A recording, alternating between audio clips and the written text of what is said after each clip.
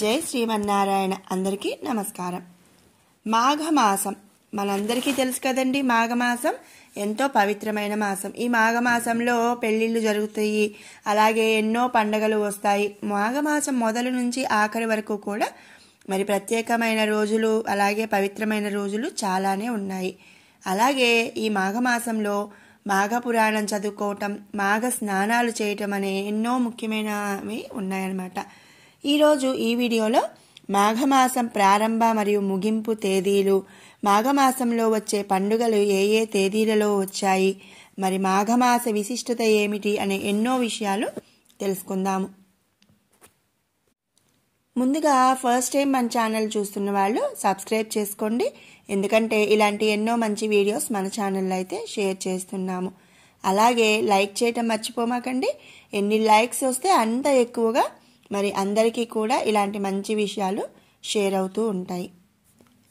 మాఘమాసం 2025 సంవత్సరం ప్రారంభ తేదీ జనవరి 30వ తారీఖు, అలాగే ఫిబ్రవరి 27వ తారీఖుతో ముగుస్తుందన్నమాట. ఈ మాఘమాసంలో వచ్చే ముఖ్యమైన పండుగలు వసంత పంచమి, శ్రీ పంచమి, రథసప్తమి, ఇంకా శివరాత్రి, మరి మాఘ పౌర్ణమి. వీటితో పాటుగా సంకటహర చతుర్థి, మరి ఏకాదశులు 2, ఇవన్నీ కూడా మాఘమాసంలో ముఖ్యమైన తిథులు అన్నమాట. మాఘమాసంలో వచ్చే ముఖ్యమైన పండగలు, వాటి తేదీలు ఇప్పుడు తెలుసుకుందాము. ఫిబ్రవరి 2వ తారీఖు వసంత పంచమి, దీనినే శ్రీ పంచమి అని కూడా అంటారు. ఈరోజు సరస్వతీదేవిని పూజించడం ఆనవాయితీ. ఇక ఫిబ్రవరి 4వ తారీఖు రథసప్తమి, ఈ రోజున సూర్యభగవాన్ని పూజిస్తారు. ఫిబ్రవరి 8వ తారీఖు భీష్మ ఏకాదశి, ఈ రోజునే జయ ఏకాదశి అని కూడా అంటారు. ఇక ఫిబ్రవరి 9 భీష్మ ద్వాదశి, ఈ రోజున మరి ప్రదోష వ్రతం కూడా చేసుకుంటారు. ఇక ఫిబ్రవరి 11వ తారీఖు పౌర్ణమి. ఫిబ్రవరి 11వ తారీఖు సాయంత్రం 6:56 పౌర్ణమి మొదలవుతుంది. అలాగే ఫిబ్రవరి 12వ తారీఖు రాత్రి 7:23 వరకు కూడా పౌర్ణమి అనేది ఉంటుందన్నమాట. కాబట్టి ఫిబ్రవరి 11న పౌర్ణమి వ్రతం చేయాలి అనుకున్న వాళ్ళు చేసుకుంటారు. ఫిబ్రవరి 21వ తారీఖు సీతా జయంతి. అలాగే ఫిబ్రవరి 24వ తారీఖు విజయ ఏకాదశి. ఫిబ్రవరి 25వ తారీఖు ప్రదోష వ్రతం చేసే రోజనమాట. ఇక ఫిబ్రవరి 26వ తారీఖు శివరాత్రి. ఫిబ్రవరి 27 మాఘ అమావాస్య. ఇవి మరి మాఘమాసంలో వచ్చే ముఖ్యమైన పండుగలు, వాటి తారీఖులు. ఇక అసలు మాఘమాసానికి ఇంత విశిష్టత ఎందుకు వచ్చింది అనే ముఖ్యమైన విషయాన్ని ఇప్పుడు తెలుసుకుందాము. అసలు మఘం అంటే ఏమిటి అంటే యజ్ఞం. యజ్ఞ యాగాది క్రతువులకు మాఘమాసాన్ని శ్రేష్టమైనదిగా భావించేవారు. ఈ మాఘాధిపత్యాన క్రతువులు జరిగే మాసం గనుక మాఘమాసం అయింది ఈ నెల. మాఘ స్నానం పవిత్ర స్నానంగా భావిస్తారు. పాపరాహిత్యం కోసం నదీ స్నానాలు చేయటం మాఘమాస సంప్రదాయం అన్నమాట. మాఘ స్నానాలు సకల కలుషాలను హరిస్తాయని మన భారతీయుల విశ్వాసం. మాఘ స్నాన మహత్యాన్ని బ్రహ్మాండ పురాణం కూడా పేర్కొంటుంది. మృకండ ముని మనస్విల మాఘస్నాన పుణ్యఫలమే వారి కుమారుడైన మార్కాండేయుని అపమృత్యువును తొలగించిందని మన పురాణ కథనం. కళ్యాణకారకమైన ఈ మాసంలో చేసే స్నానం పరమ పవిత్రంగా భావిస్తారు. పాపరాహిత్యం కోసం నదీ స్నానాలు చేయటం మాఘమాస సాంప్రదాయం. మాఘమాసంలో సూర్యుడు ఉన్న రాశిని బట్టి ప్రత్యూష కాలంలో సూర్యకిరణాలు ఒక ప్రత్యేక కోణంలో భూమిని చేరుతాయి. ఆ సమయంలో సూర్యకిరణాల్లో ఉండే అతినీల లోహిత పరారుణ కిరణాలు సాంద్రతల్లో మార్పులు వస్తాయి. ఆధునిక శాస్త్రవేత్తలు సైతం జనవరి 20 నుంచి మార్చి 30 వరకు కూడా సూర్యోదయానికి ముందు చేసే స్నానాలు చాలా ఆరోగ్యవంతమైనవి, వేగంగా ప్రవహించే నీళ్లలో చేసే స్నానాలు శ్రేష్టమని పేర్కొంటున్నారన్నమాట. ఈ స్నానాలకు అధిష్టాన దైవం సూర్య భగవానుడు. స్నానానంతరం సూర్యునికి అర్ఘ్యం సమర్పించడం ఒక ఆచారంగా వస్తుంది. అంతేకాదండి, మాఘమాసం నెల రోజులు కూడా సూర్యోదయ సమయంలో స్నానం చేసి సూర్యుడికి అర్ఘ్యం ఇవ్వటం ఎంతో మంచిది, ఒక ఆచారం కూడా. మాఘమాసంలో సూర్యోదయానికి పూర్వం గృహస్నానంలోనైనా 6 సంవత్సరాల అఘమర్షణ స్నాన ఫలం లభిస్తుందంటారు. బావి నీటి స్నానం 12 ఏళ్ల పుణ్యఫలాన్ని, తటాక స్నానం ద్విగుణం, నదీ స్నానం చాతుర్గుణం, మహానదీ స్నానం శతగుణం, ఇక గంగా స్నానం సహస్రగుణం, త్రివేణి సంగమ స్నానం నదీ శతగుణ ఫలాన్ని ఇస్తాయని మన పురాణాలు చెబుతున్నాయి.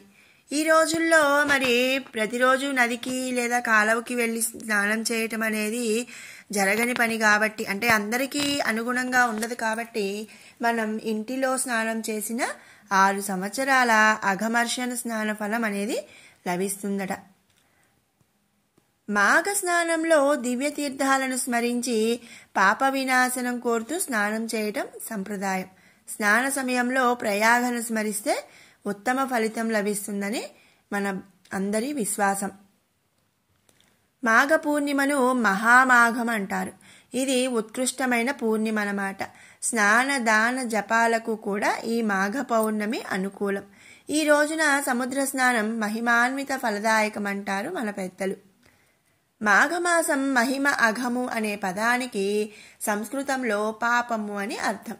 మాఘము అంటే పాపాలను నశింపచేసేది అనే అర్థాన్ని పండితులు చెబుతున్నారు. అందుకే మనకున్న మాసాలలో మాఘమాసం విశిష్టతను సంతరించుకుంది. ఇది మాధవ ప్రీతికరం. మాధవుడు అంటే మరి శ్రీకృష్ణుడు అనుకోవచ్చు, విష్ణుమూర్తి అనుకోవచ్చు, ఇట్లా మాధవుడు అంటారు ఆయన్ని. స్థూలార్థంలో మాధవుడు అంటే భగవంతుడు అని అర్థం అన్నమాట. శివుడైనా విష్ణువైనా ఎవరైనా కావచ్చు. మాధవుడు అంటే భగవంతుడు అని ఇక్కడ అంటారు. ఈ మాసంలో గణపతి, సూర్య తదితర దేవతల పూజలు, వ్రతాలు కూడా జరుగుతూ ఉంటాయి. మాఘమాస విశిష్టతను గురించి ఈ మాసంలో ముఖ్యంగా సూర్యుడు మకర రాశిలోకి ప్రవేశించినప్పటి నుంచి ఉదయకాలపు స్నానాలు చేయటం ఓ వ్రతంగా ఉంది. ఉదయకాలపు స్నానాలు అంటే మాఘంలో ఎవరికి వారు వీలున్నంతలో నది, చెరువులు, మడుగు, కొలను లేదా బావి, చివరకు చిన్న నీటి పడియలోనైనా సరే స్నానం చేస్తే ప్రయాగలో స్నానం చేసినంత పుణ్యఫలం అబ్బుతుందని చెప్తుంటారు. మరి చలికి భయపడక ఉదయాన్నే నదీ స్నానం చేయటం సర్వోత్తమం అన్నమాట.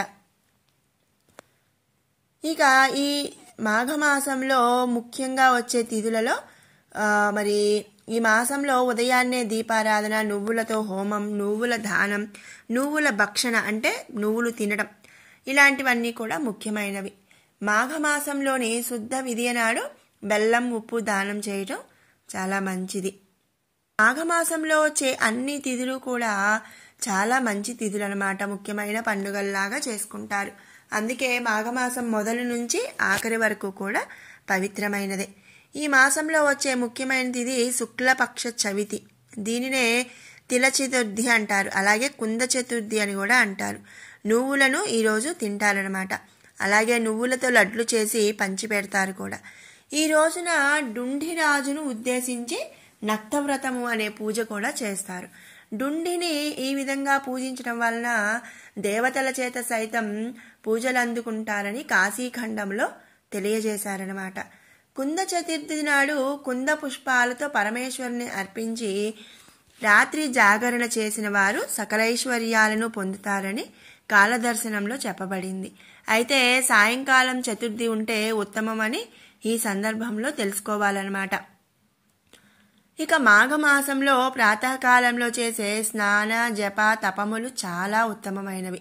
ఈ మాసంలో స్నానం చేసేటప్పుడు దుఃఖ దారిద్ర్య నాశయ శ్రీ విష్ణోతోషయ నాయచ, దుఃఖ దారిద్ర్య నాశయ శ్రీ విష్ణోతోషయ నాచయ ప్రాతస్నానం కరోమ్య మాఘ పాప వినాశనం అని చేసిన తరువాత సవిత్రే ప్రసవిచిత్రే చ పరంధామ జలే మమ త్వత్తే జపా పరిభ్రష్టం పాపం యాతు సస్రదా అని చదవాలి. అలా చదువుతూ సూర్య భగవానునికి ఆర్ఘ్యం ఇవ్వాలి. ఈ మాసాన్ని కుంభమాసం అని కూడా అంటారు. కొంతమంది ఈ నెల రోజులు కూడా ముల్లంగి దుంపను తినరన్నమాట. ఈ మాసంలో నువ్వులను పంచదారను కలిపి తింటూ ఉంటారు. నువ్వులను దానం ఇవ్వాలట. రాగి పాత్రలో గోధుమ రంగుగా ఉన్న నువ్వులను పాత్రతో సహా దానమిస్తే చాలా మంచిది. అంతేకాకుండా ఈ నెలలో మరణించిన వారికి అమృతత్వం సిద్ధిస్తుందట. ఇక తర్వాతది మాఘశుద్ధ పంచమి. దీనినే శ్రీ పంచమి అంటారు. ఈ మాఘశుద్ధ పంచమి రోజు సరస్వతీదేవి జన్మించిందట. ఈనాడే రతి మన్మధులను మల్లెపూలతో పూజిస్తారు. ఉత్తర భారతదేశంలో విష్ణుమూర్తిని సరస్వతీదేవిని కూడా పూజిస్తారు. బ్రహ్మదేవుడు సృష్టి చేయగా చరాచర ప్రపంచం శ్మశాన నిశ్శబ్దతతో ఉందట. ఆవేదనతో తన కమండలంలోని నీటిని ప్రపంచంపై చిలకరించగా చెట్లపై ఆ నీటి బిందువులు పడి ఒక శక్తి ఉద్భవించిందట. 2 చేతులతో వీణను వాయిస్తూ మరో 2 చేతులతో పుస్తకాన్ని మాలను ధరించి సమగ్ర రూపిణిగా దర్శనమించిందట. ఆ వగీశ్వరి వీణావాదనం ద్వారా ప్రపంచంలోని స్తబ్దతను ఉదాసీనతను తొలగించి విద్యాబుద్ధులకు అధిష్టాత్రి అయిందట ఆ దేవి. కాబట్టి అప్పటి నుంచి శ్రీపంచమి రోజున సరస్వతిని పూజించడం జరుగుతుంది. ఇక మాఘశుద్ధ సప్తమి, ఈరోజే సూర్య సప్తమి. దీనినే రథ సప్తమి అని కూడా చెప్తారు. సూర్యగ్రహణ దినం వలె ఇది పరమ పవిత్రమైనది. ఈ రోజున అరుణోదయ కాలంలో 7 జిల్లేడు ఆకులను అందులో రేగికాయలను ఉంచుకొని తలపై పెట్టుకుని స్నానం చేస్తే 7 విధాలైన శాపాలు కూడా నశిస్తాయట. స్నానానికి ముందు చెరుకు గడతో నీటిని కదిలిస్తారు. నమస్కారం ప్రియ సూర్య అన్న ఆర్య వాక్య ప్రకారం కేవలం నమస్కారం చేతనే సూర్యుడు సంతృప్తి చెందుతాడని తెలుస్తుంది. ఈ రోజున చిక్కుడుకాయలతో రథం చేసి కొత్త బియ్యంతో పాయసాన్ని వండి చిక్కుడు ఆకులతో పెట్టి సూర్యునికి నివేదన చేయటం ఆచారం. సూర్యుడు తనను పూజించిన సత్రాజిత్తుకి ఈ రోజునే శమంతకమని ప్రసాదించాడు. హనుమంతునికి వ్యాకరణ శాస్త్రాన్ని, యజవాల్క్యునికి యజుర్వేదాన్ని బోధించాడట. ఆరోగ్యం భాస్కరాదిచ్చేత్ అన్న వాక్యం ప్రకారం ఆరోగ్యం కొరకు ఆదిత్య హృదయం పారాయణ చేయాలన్నమాట. రథసప్తమి నాటి స్నానం సప్త సప్త మహాసప్త ద్వీపా వసుంధర కోటి జన్మార్జితం పాపిం వినశ్యతి తత్క్షణాత్ అన్నట్లుగా పాప విముక్తి కలిగిస్తుందట. ఆ తర్వాత భీష్మాష్టమి. మాఘమాసస్య చాష్టమ్యాం శుక్లపక్షే చ పార్థివ ప్రాజాపత్యే చ నక్షత్రే మధ్యే ప్రాప్తే దివాకరే. శోభకృత నామ సంవత్సరంలో మాఘమాసంలో శుక్లపక్షంలో రోహిణీ నక్షత్రం ఉన్న అష్టమి తిథి నాడు మధ్యాహ్నం సూర్యుడి నడినెత్తిన ప్రకాశిస్తూ ఉండగా అభిజిత్ నగ్నంలో భీష్మ పితామహుడు ధ్యానస్థితుడై ప్రాణాలను విడిచిపెట్టాడట. స్వచ్ఛంద మరణం ఆయనకి వరం. ఆయన ఎప్పుడు కావాలనుకుంటే అప్పుడు మరణం అనేది వస్తుంది. ఆయనకు తర్పణలు విడిచిపెట్టడం నెలగంటు పెట్టినప్పటి నుంచి పెట్టిన గొబ్బెమ్మలను ఎండబెట్టి దాచిపెట్టి ఆ పిడకలతో పాయసాన్ని వండి నివేదన చేయటం ఈరోజు ముఖ్యం. అష్టమి నాడే దైవ సాయుధ్యం పొందిన శ్రీకృష్ణుణ్ణి సమక్షంలోనే విష్ణు సహస్రనామాలతో ఆయన్ను కీర్తిస్తూ మోక్షం పొందాడు భీష్ముడు. కాబట్టి